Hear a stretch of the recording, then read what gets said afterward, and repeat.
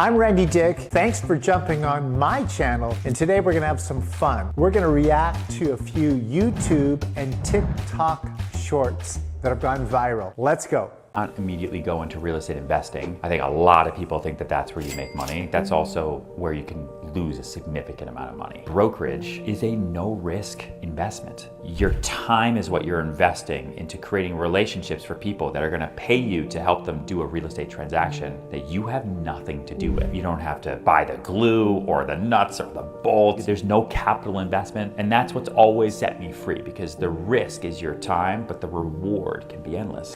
You know, Ryan is right, almost all right.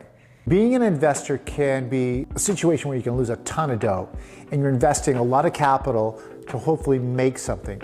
What Ryan's sharing there is, my time is my capital, which works for a while, but trading time for money, time for money, time for money never allows you to really leverage anything else. And so if that's all you want to do, that's great, but I would consider you do need to trade time for money, but then also invest. And if that's investment property or if that's investing in another business that you can leverage, that's what you should be doing.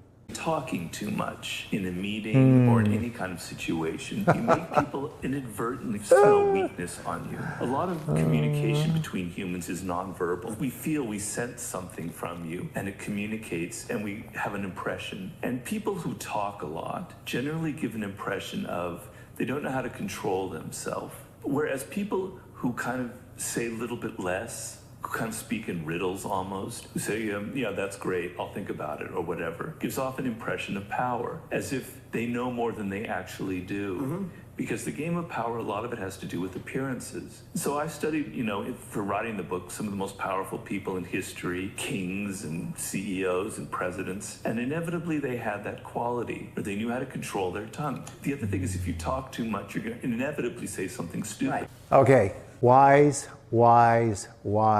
man. Talking too much leads to vulnerability, and not good vulnerability. There's good vulnerability and bad vulnerability. This is where you're showing how weak you are, and he is so accurate.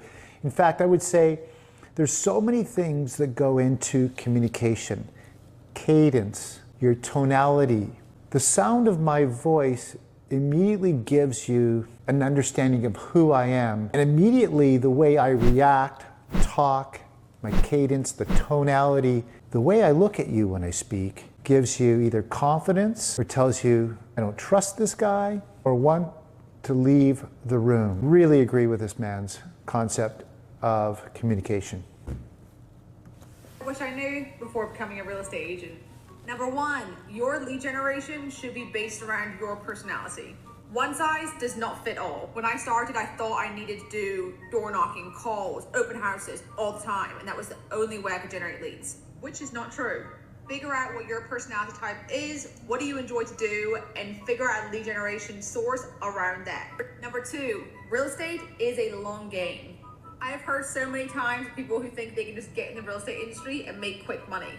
That is not how it works. If you want this to be a career, you have to play the long game and put in systems and processes so that you can have an actual career. And we all know it may be a while to get your first check. And number three, everyone knows a realtor, probably multiple.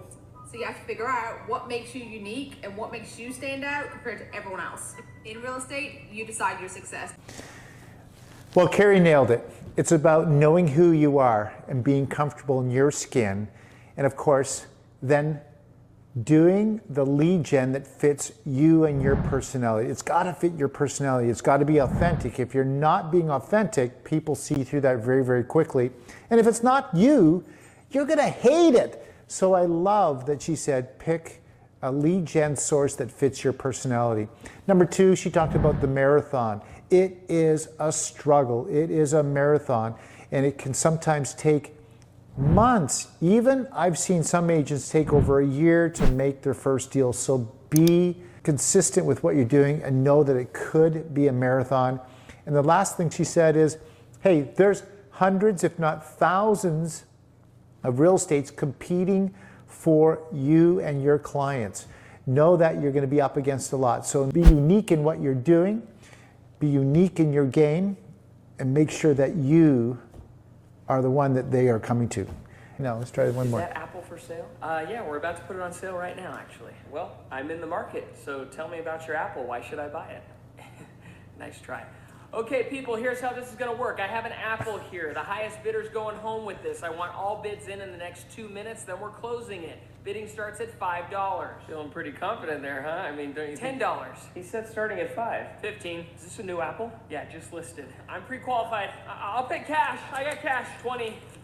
30, 40, no, just make it 45. Is it even worth that? 50, I don't know. Please, this is the 8th apple I've tried to buy. Could I at least see it up close? Nope, it's an apple. You know what it is, you either want it or you don't. I'll take it for 100. What, I'm from California, it's the cheapest apple I've ever seen. 120. Why did I do that? Why, I want to be there, baby, dance the night. Hey, that's cute. That is really cute, but that's how the market gets to be in such a frenzy at times that nothing makes sense. Nothing makes sense. Make sure you have an agent that helps bring reality to the market for you. And there was a $5 apple that they're selling for $120 at the end. I've seen that in property where things it's ridiculous.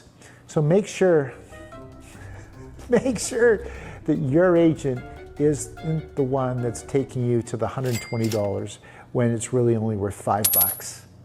Pick your agent wisely.